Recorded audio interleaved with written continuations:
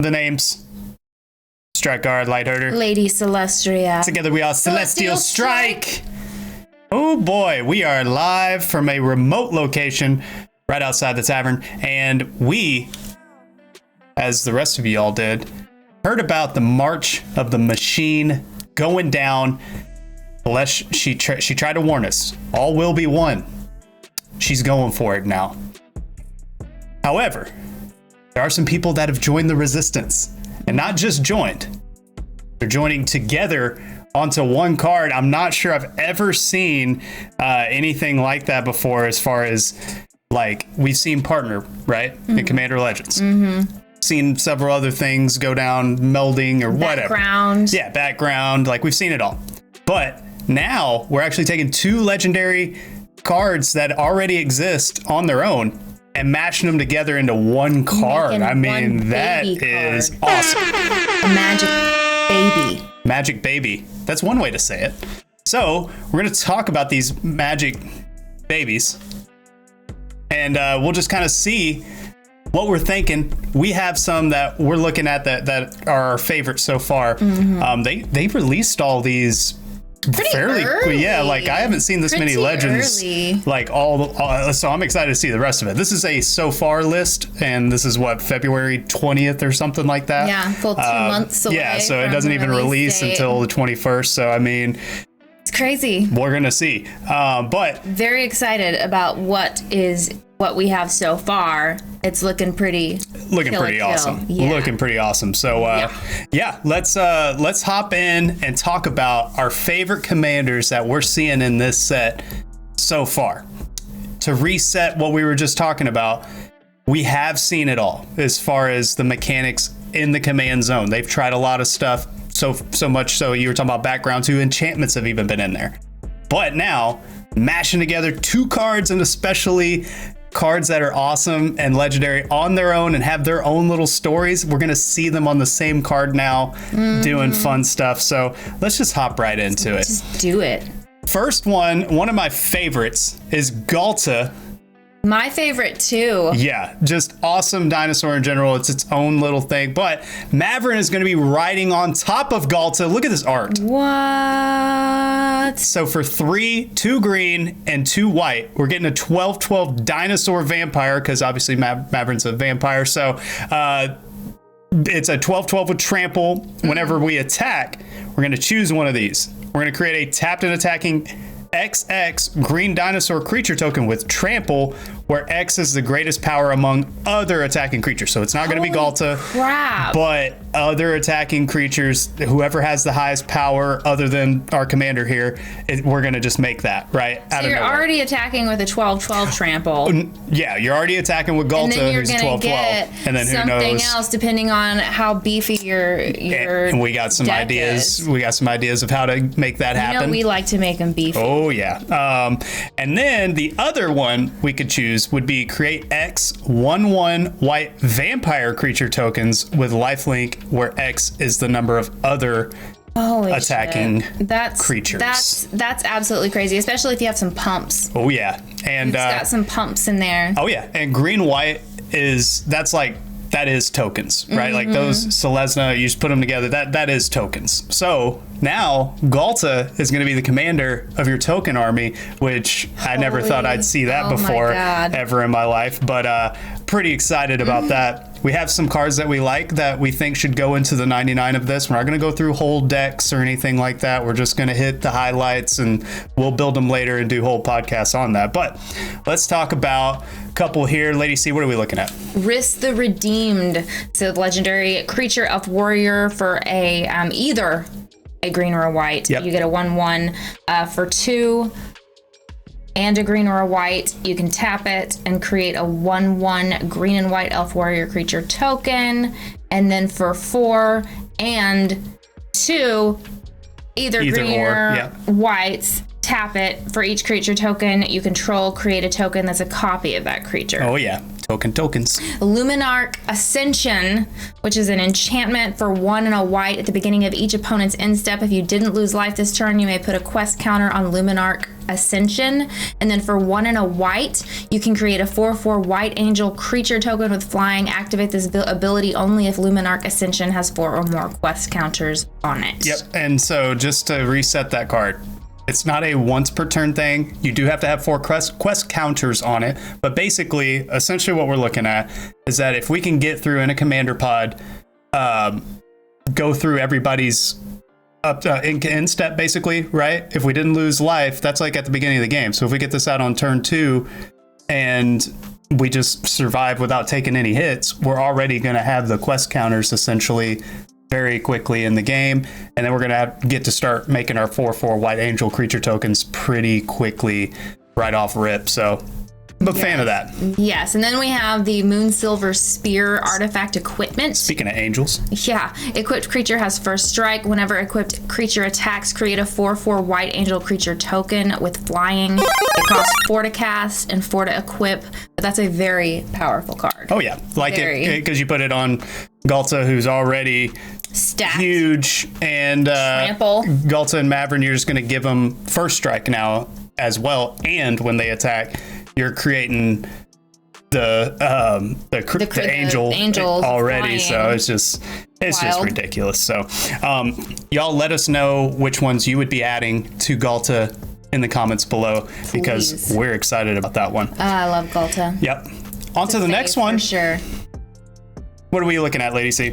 Goro-Goro and Satoru. Oh yeah, we know them all too well. Oh man. So for a blue, a black, and a red, you get a 3/4 legendary goblin human. Whenever 1 or more creatures you control that enter the battlefield this turn deal combat damage to a player, create a 5/5 red dragon spirit creature token with flying.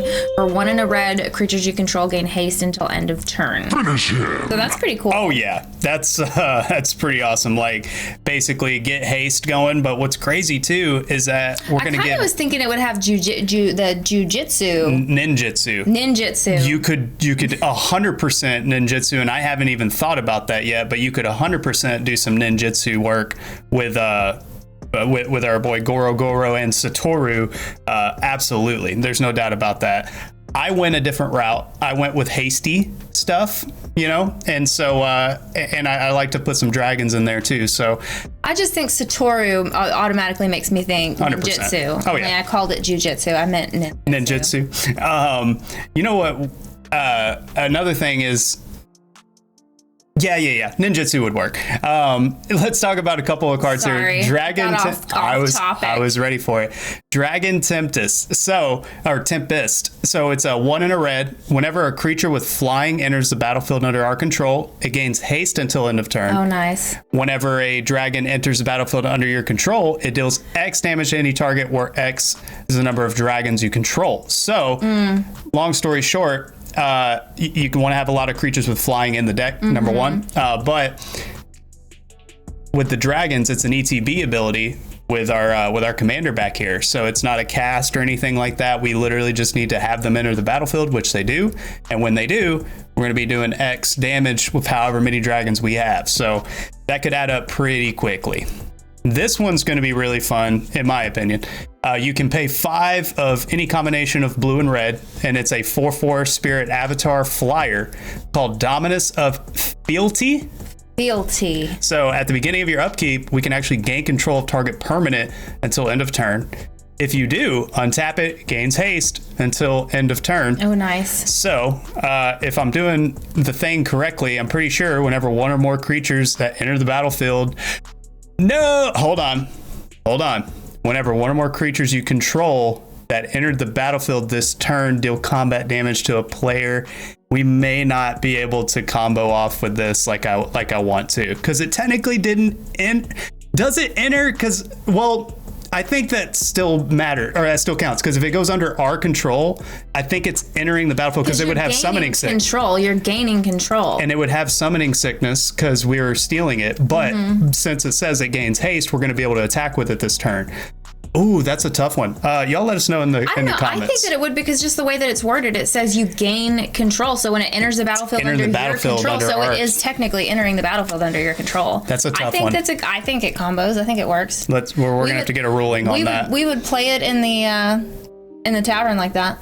well, we'll need to make sure we're playing it correctly. So we're going to get with not only y'all, but a couple of our judges that are in our Discord too. We got to figure out what's going on with that. But comment below and tell us if this combo is going to work, the Dominus and the Goro-Goro and Satoru, because I need that to work. That's so fun. Yeah. Falcon Wrath Marauders is 3 and 2 red for a 2/2 flying haste. But whenever it deals combat damage to a player, we're going to put 2 +1/+1 counters on it. So pretty good. Pretty plus making the dragon right after. And you know, if you got your Tempest out there, now we're doing damage and stuff. It's going to be fun.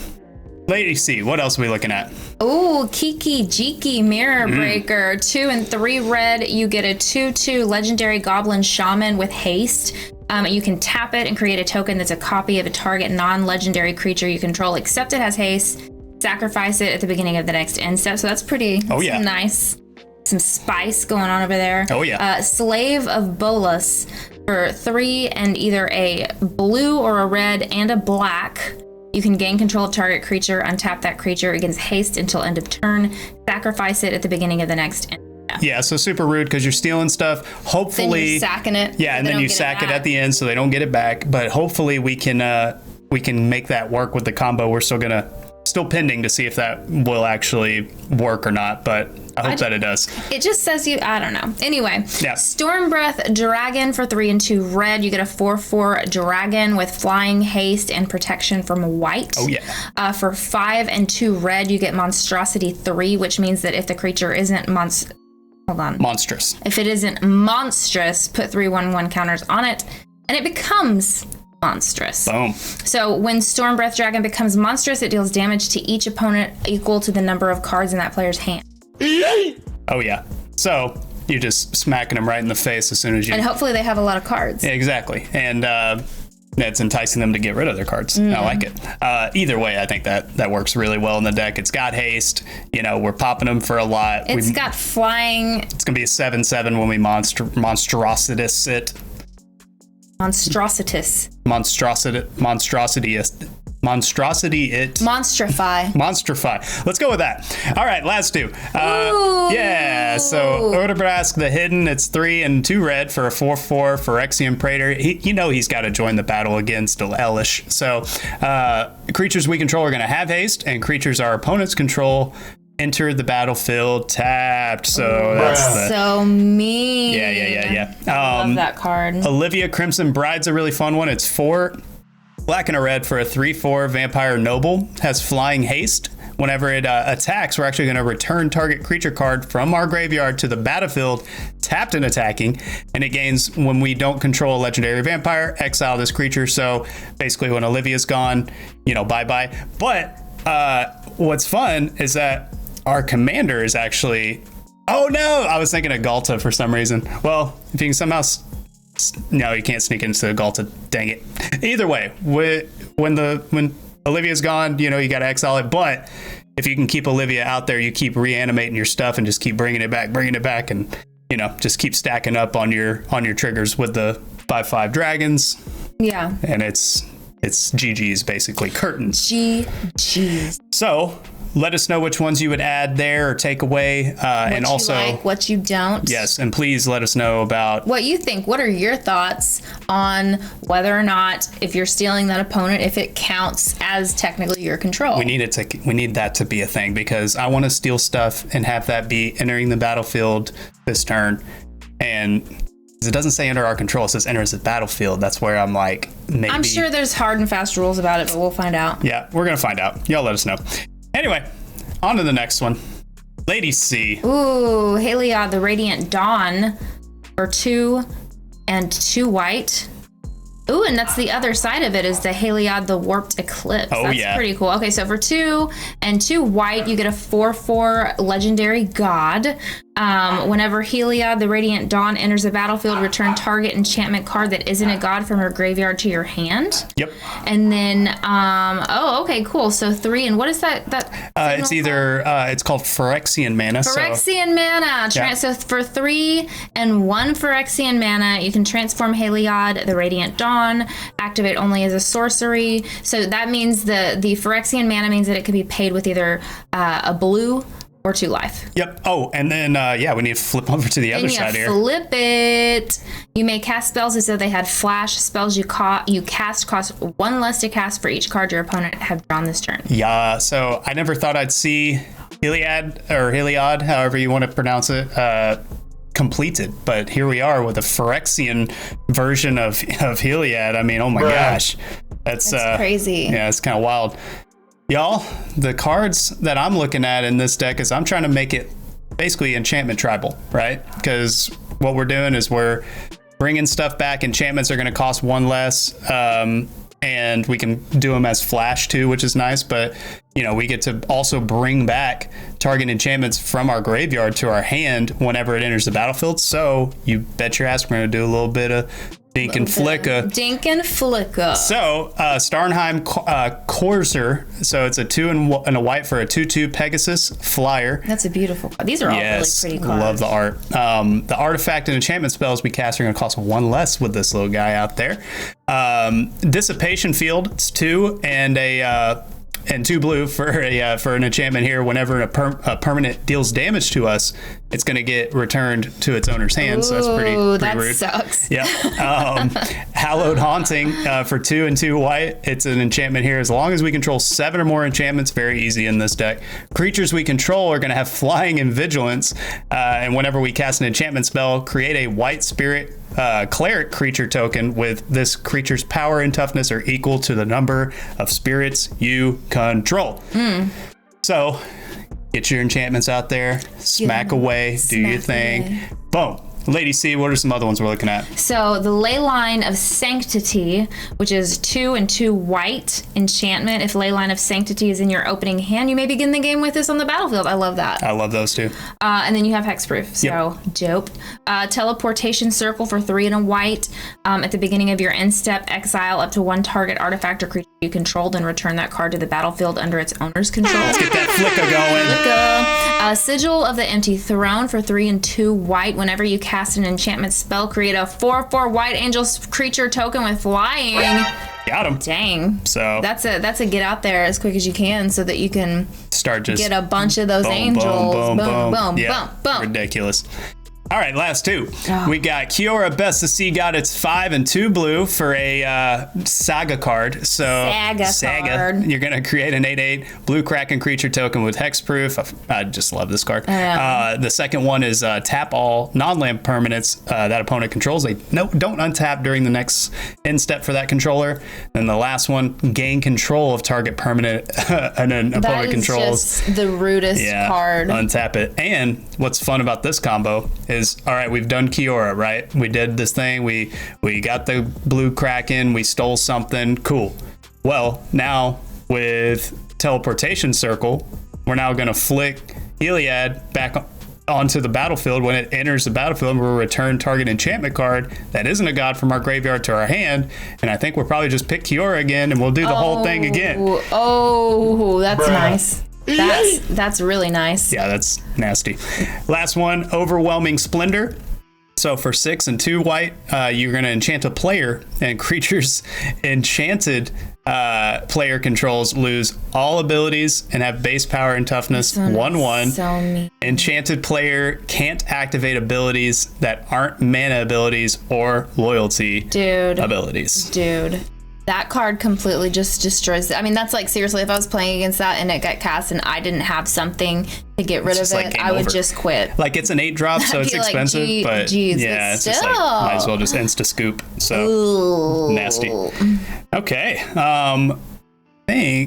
We just talked about Heliod there, so let us know which ones we're missing out of here, what you do with it. Any ideas that you have, because this isn't an end all be all. This is just some kind of brainstorming. So if you have any ideas, got spoiled. So different ways that you would run the deck, some cool combos that you would pair it with, or just some different ideas that you have. Yes, let us know. Please tell us what you're thinking. Yep.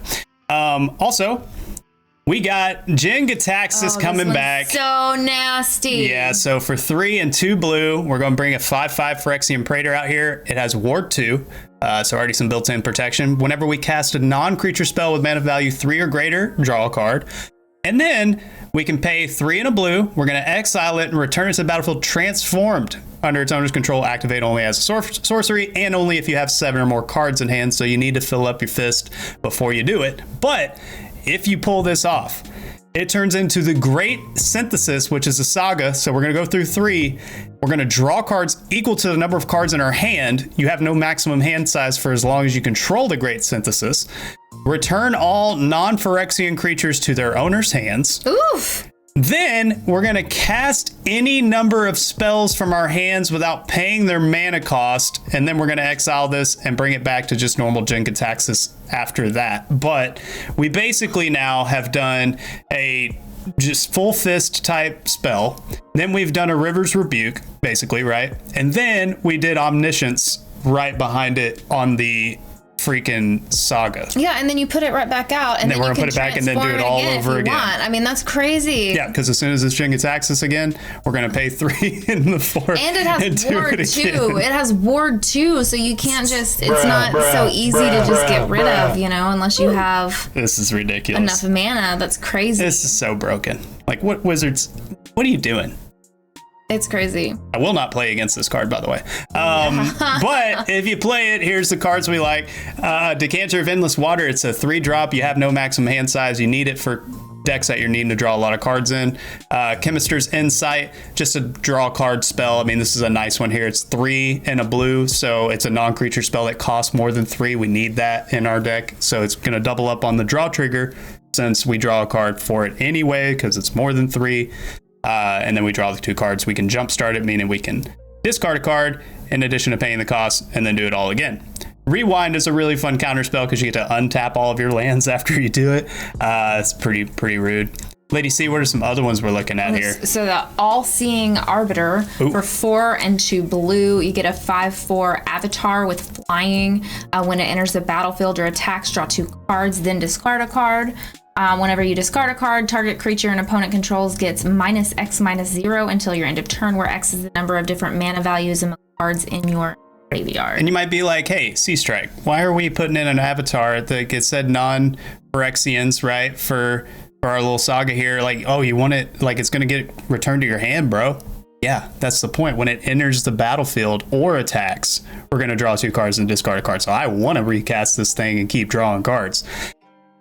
Man, I wish this had red in the identity because we would do Locust God and just or Niv Mizzet and just start doing direct damage to people's faces and or creating tokens for drawing cards.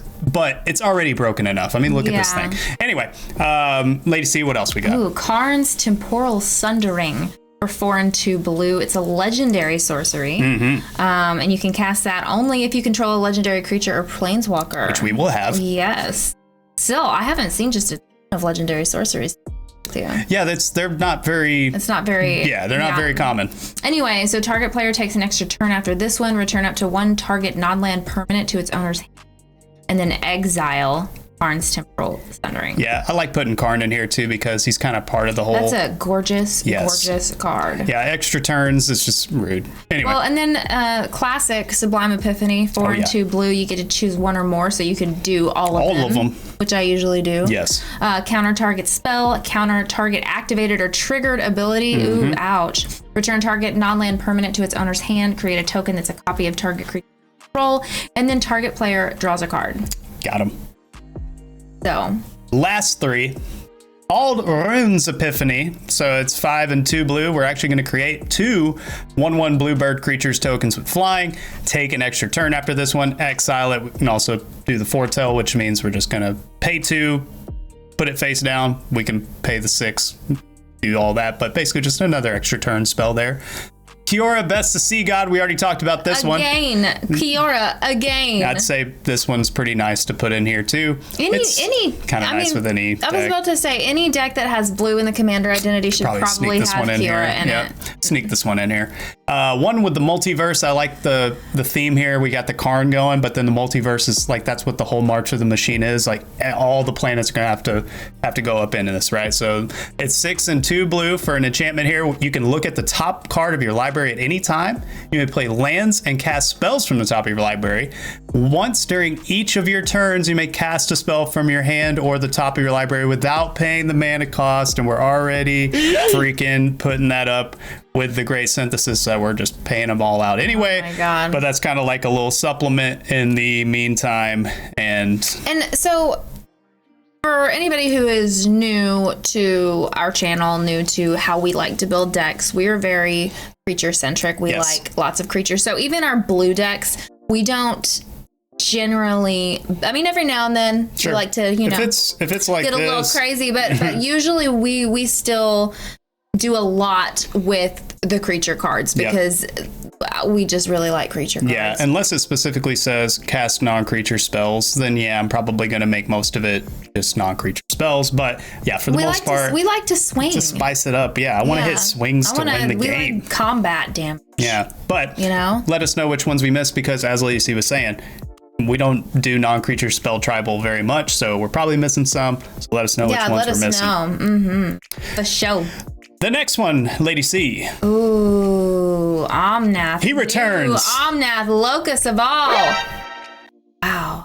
It's beautiful art. That is beautiful. Okay, so, and look at this is different too. So we've got white, blue, red, green, and then a Phyrexian mana, which once again, you can either pay the black or pay 2 life. So that's crazy. Anyway, so it's a 4/4 Phyrexian elemental legendary. If you would lose unspent mana, that mana becomes black instead. At the beginning of your pre-combat main phase, look at the top card of your library. You may reveal that card if it has 3 or more colored mana symbols in its mana cost. If you do, add 3 mana and any combination of its colors and put it in your hand. If you don't reveal it, put it in your hand. Perfection. Yeah. So basically lots of mana triggers there. Yeah, and you're gonna add mana for having multicolor spells off the top of your deck. So basically you can cast them and do all the things. So this is a different one. I don't usually build decks like this at all, but I'm thinking Elemental Tribal, because our guy's an Elemental, and there's a couple of cards that I was coming across that I felt like would make sense with this. So as long as it's got 3 or more colors, which will pretty much be like a rainbow deck. I mean, it's already 5 colors, right? But we can get 3 or more colors tribal, then we're going to have a lot of fun with what we're doing. So like Prosper Tomebound, I'm throwing in here. Yeah, it's not 3 colors, but check it out. So it's 2 and a Rakdos, so black and red. So it's a 1/4 Tiefling Warlock, has Death Touch. Here's why I want it. At the beginning of our end step, we're going to exile the top card of our library until the end of the next turn. We can play that card. Whenever we play a card from exile, create a treasure token. So I want to constantly have cards there to where we're creating treasure, constantly having mana to cast all of these crazy abilities with Omnath, because we're already going to be able to look at the top card of our library, put it in our hand, and then add mana.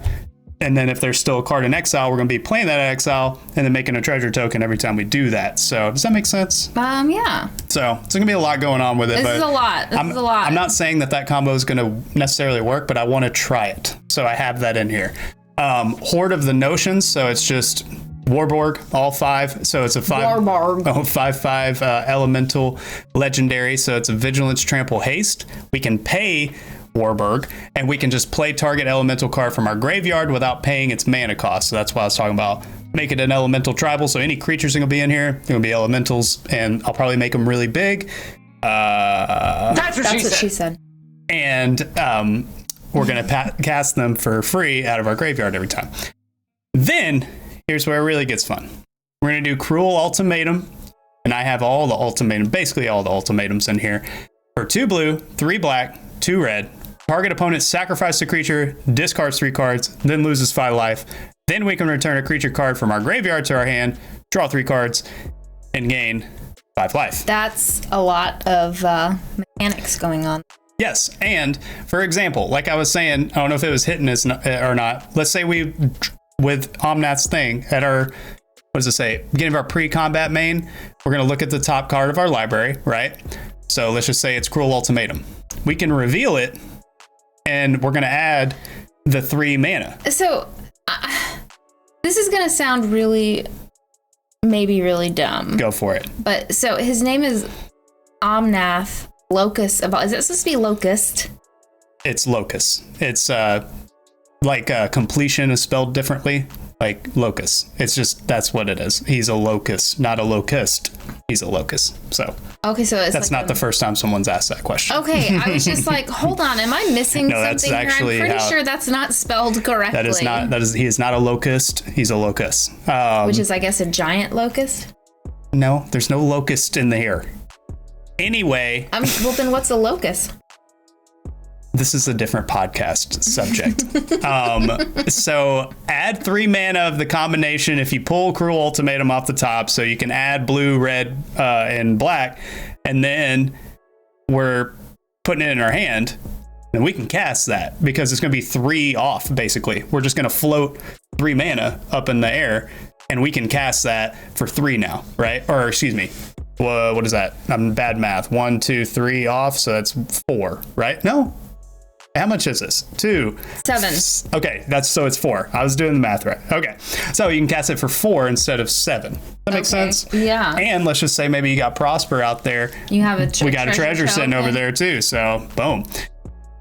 Lady C, the rest of these ultimatums. Oh goodness, lots of ultimatums here. Yeah. Emergent ultimatum for 2 black, 3 green, and 2 blue. You can search your library for up to 3 monocolored cards with different names and exile them. So real quick, I know we need 3 colors, right? But a lot of elemental creatures we're going to grab will be monocolored, so I'm okay with having 3 literally in there so we can go get them. So, sorry, go ahead. An opponent chooses one of those cards, shuffle that card into your library. You may cast the other cards without paying their mana costs. Exile Emergent Ultimatum. So that's pretty nice. That's a lot. I mean, it's expensive, but it's really cool. Well, if you're able to... All of these ultimatum cards are expensive, though. But you get them almost half off because of Omnath, right? Yeah, so that's true. That's what we're going for, is we have expensive cards, but we're going to be kind of cheating because we get to reveal them and take 3 off of the total, So Genesis Ultimatum, 2 green, 3 blue, and 2 red. Look at the top 5 cards of your library, put any number of permanent cards from among them onto the battlefield and the rest into your hand, and then exile Genesis Ultimatum. Got him. That's powerful, as long as you're pulling good cards off the top. I'd say so. But I mean, you got 5, so your chances of getting something good are pretty high. Exactly. So Inspired Ultimatum, 2 blue, 3 red, 2 white. Target player gains 5 life. Inspired Ultimatum deals 5 damage to any target, and then you draw 5 cards. So that's pretty nice as well. Yeah, I'd say it's pretty good. Yeah. The ultimatums are really, really good, and if we can get 3 off of the ultimatums when we're casting them with Omnath, I'm all right with it. Yeah. So, last 2, Ruinous Ultimatum. So it's 2 red, 3 white, and 2 black. We're going to destroy all non-land permanents our components control. It's harsh. And then Titanic Ultimatum. We're actually going to give all of our creatures +5/+5, first strike, life link, and trample. Holy shit. That's a lot of damage. That's That's a lot of crazy. damage. Yeah. Absolutely ridiculous. That's crazy. Yeah. And as I like it. yeah, I like it a lot, actually. That's like that's gonna get rough. That's gonna get rough for our opponents. Let us know which ones we're missing. Let us know how you would be building Omnath, because like I said, I'm trying something different. And it's a different type. I feel like Never really seen anything like that before. Yeah. Never really messed with it. So that's different for me to try to build. We will build it on a podcast separately. But yeah, let us know which ones, what we need to be adding, what we need to be taking away, how we need to build that. Or just any ideas that you have that are different. Yeah, so let us know. Last couple here, Lady C. Slimefoot and Squee. This is an interesting art here. Yes. I like it. So it is for a black, red, and green. You get a 3/3 legendary fungus goblin. Ooh, this is like the Last of Us theme. Basically. So whenever Slimefoot and Squee enter the battlefield or attacks, create a 1/1 green sapperling creature token. For 1 black, red, and green, sacrifice a sapperling, return Slimefoot and Squee and up to 1 other target creature card from your graveyard to the battlefield. Activate only. So we basically get to reanimate this whenever we want because we're going to build this around creating saprolings, right? So we're going to have a lot of saproling tokens.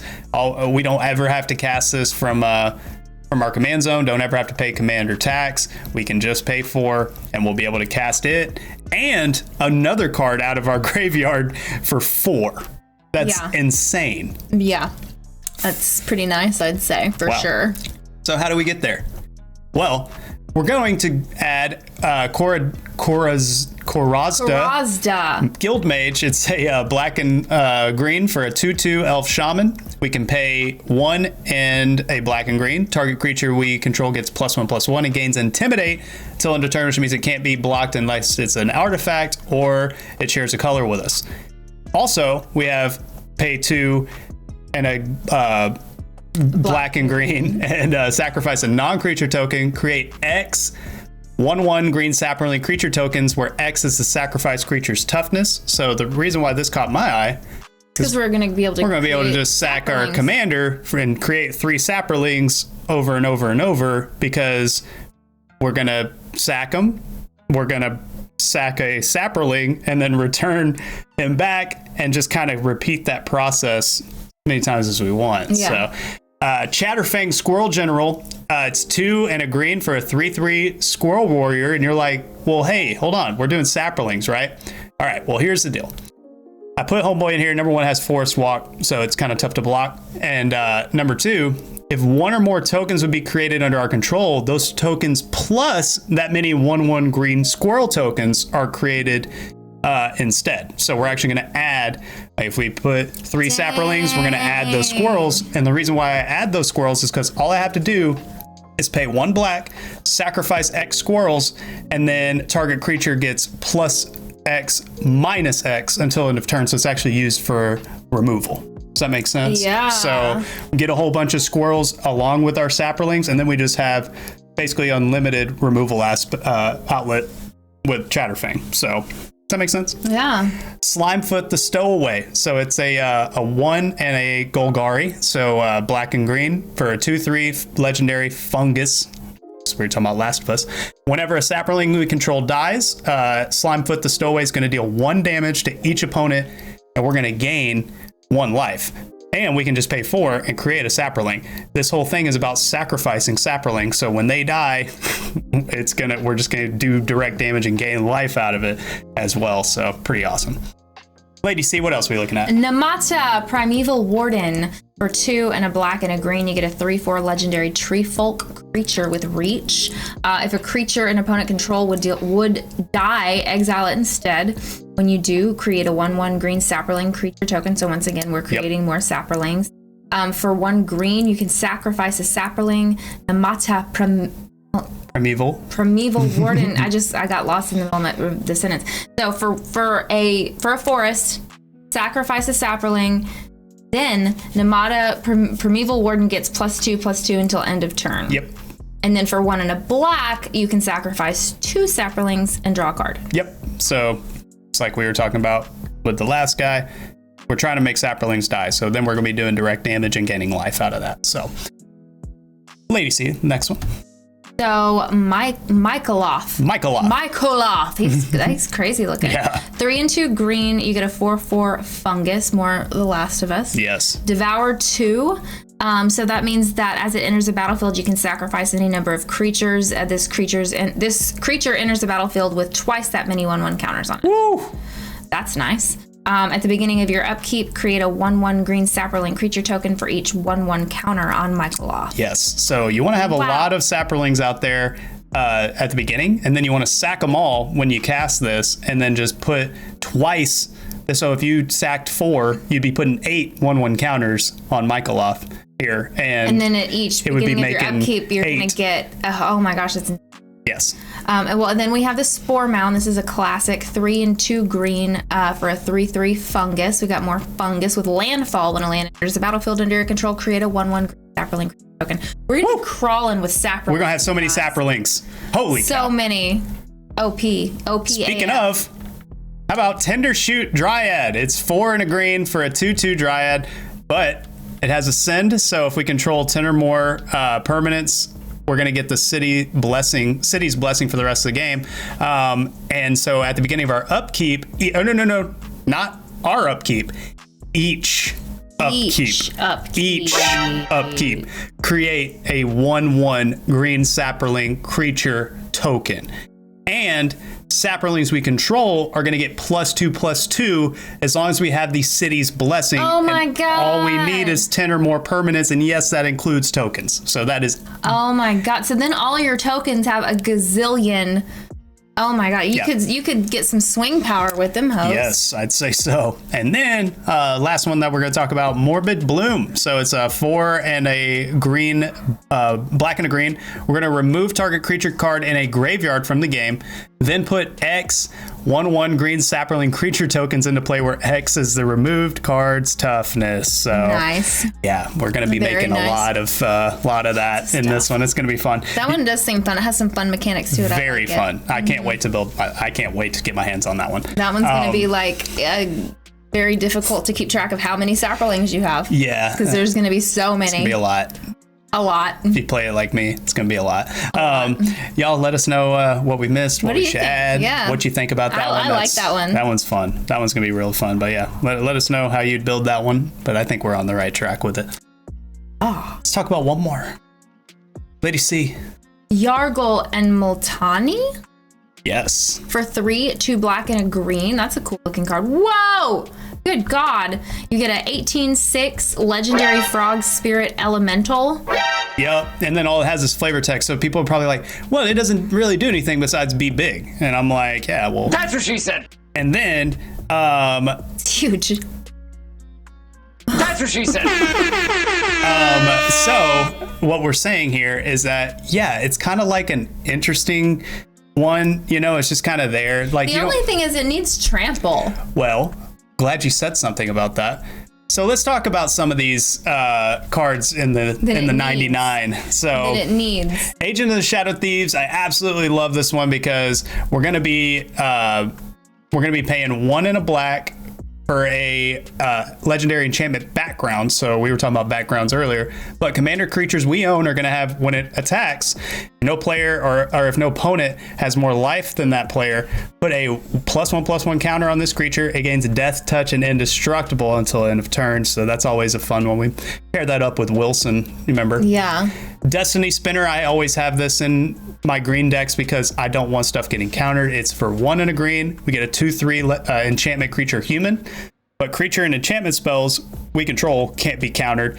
It does have a little bit of a flavor, but we won't really use it in this one. But we can do a target land for 3 and a green, and it'll be an XX elemental creature with trample and haste until end of turn, where X is the number of enchantments that we control. We're not really going to use that, but it's there, right? Yeah. And then we have Rune of Might. So it's a 1 and a green enchantment rune. So we're going to enchant permanent. It's going to enter the battlefield. We're going to get to draw a card. But as long as enchanted permanent is a creature, it gets +1/+1 and has trample. Nice. And then as long as enchanted permanent is an equipment, if it has equipped creature, gets +1/+1, has trample. So, yeah, that's how we're going to give it trample right away. So our homeboy, it's 18/6, is going to be a 19/7 with trample, right? Nice. Lady C, what else are we looking at? Oof, Swiftfoot Boots. You give equipped creature gets hexproof and haste for 2, and then equip cost of 1. Yep. So you get a little built-in protection there with the haste or the hexproof. Yep. Yes, and then the Dark Steel Plate is cost 3 to cast. It's an artifact equipment, indestructible. Equipped creature has indestructible, and it costs 2 to equip. Yep. And that's good too. Oh yeah. It's very helpful. Needed to be indestructible too. Yep. And then for 3, we get Sword of Body and Mind. It is an equipment. Equipped creature gets +2/+2 and has protection from blue. Whenever equipped creature deals combat damage to a player, you create a 2/2 green wolf creature token, and that player mills 10 cards. Yeah, so all we got to do is get through, and we're going to make the token's just the added bonus, but we're going to be getting through with our Voltron commander, making them mill 10 cards. And it won't take long to kill him if he's got trample. 19. Yeah, 19 trample. That's, well, how about 19 plus some other stuff? Epic Proportions. It's a 4 and 2 green. It's an enchantment aura, has flash. When we enchant the creature, it's going to get +5/+5 and has trample. Oh my god. And then why don't we just get Colossification going? And it's a 5 and 2 green for another enchantment aura. When it enters the battlefield, we're going to have to tap it. I get it. But enchanted creature is going to get plus 20, plus 20. No, that's a lot of damage. That's insane. Like, That's like a one and done swing. yeah, I mean, that's commander damage already. Way past. But 18-6 now turns into 38-26, right? I don't know. Math is hard. That's 38-26, and hopefully maybe we've had epic proportions or the rune of might on it, and it has trample. I mean, that's it. You just scoop. Curtains. That's it. It's Curtains. over. It's over. After And you that. could, I mean, and you know, that's one of those decks where you just build it around having, you add Crater Hoof Behemoth, in Maze Runner. Yeah. In Race Forerunners. Yeah, that's in Race Forerunner. There's so many cool cards that you can, especially Just- in that green, Yeah. that could Come just in and add beef and really make that 100%. bitch. 100%. Y'all let us know how y'all would build that one, or if you like what you're hearing. I think what It's most a simple. That was a real simple. That's what I'm saying. It's just like real easy to build. It's Just going to be make pretty it cheap. huge. Yeah, I mean, well, you mentioned Crater Hoof. It's not going to be cheap if you put Crater Hoof in there, unless you proxy. But you can build it super cheap. You could probably get away with this deck for $50. Vorinclex. Yeah. Well, okay, that's more expensive cards. I'm just talking. Vorinclex would be amazing because then you just build it around 1/1 counters and make it just massively huge. That's what she Just said. saying, it's not a I mean, bad if one. their budget is not an to go option, in. you can make that thing gross. Or if you just like to proxy. Yeah, Even still, though, if you're proxying too much, it still gonna gets be like expensive. $100. Yeah. Y'all, I fudged up. We were talking about Ghalta. I realized it earlier, so I'm just gonna go back to it. We didn't even go past this screen. Like, I realized it when we got about halfway through. I was like, wait, we never even went to the other cards that we're putting into that deck. So I'm gonna do it somewhat out of order. But let's talk about a couple of other things that we're putting in that Ghalta deck. That's the token and This one's still my favorite, I big think. baddies. Yeah, and we think didn't this even really one's get my to talk favorite. about what was in there. So my bad, y'all. Second harvest for 2 and a green, or 2 greens. We're gonna get, for each token we control, we're gonna create a token that's a copy of that permanent. So just double your tokens, essentially, right? We also got Tristani Selesna's Voice. So it's 2 green, 2 white for a 2/5 legendary Dryad. Whenever another creature enters the battlefield under your control, you gain life equal to that creature's toughness. So that is tokens. It doesn't matter. It doesn't say non-token creatures, just any creature enters the battlefield under our control, we're gonna gain life. We can also pay 1 in a Selesna, tap it, and we can populate, which means create a token. Token that's a copy of a creature token you control. Then we got Cathar's Crusade, which is 3 and 2 white for an enchantment. Whenever a creature enters the battlefield under our control, we're going to put a +1/+1 counter on each That's nice. creature we control. That adds some value right there, I would say. Every single token deck I have Has runs Cathar's Crusade, and it's a relatively expensive card when we're talking about it. It's like $10, but it's worth it. Every single token deck I have, I make room in the budget for Cathar's Crusade. I mean, And you know that's what it is. else? I'm going to say something else too. I'm just going to throw something out there for this one. It has white in the color I did. Go for it. Authority of the Consoles. Oh yeah, do Tap their 30 creatures. Do Authority of the Consoles Tap too. their creatures. What is it, like a 1-drop? Yeah, it's an expensive their- card, but yeah, 100%. I have expensive taste, don't I? Don't have to tell me twice.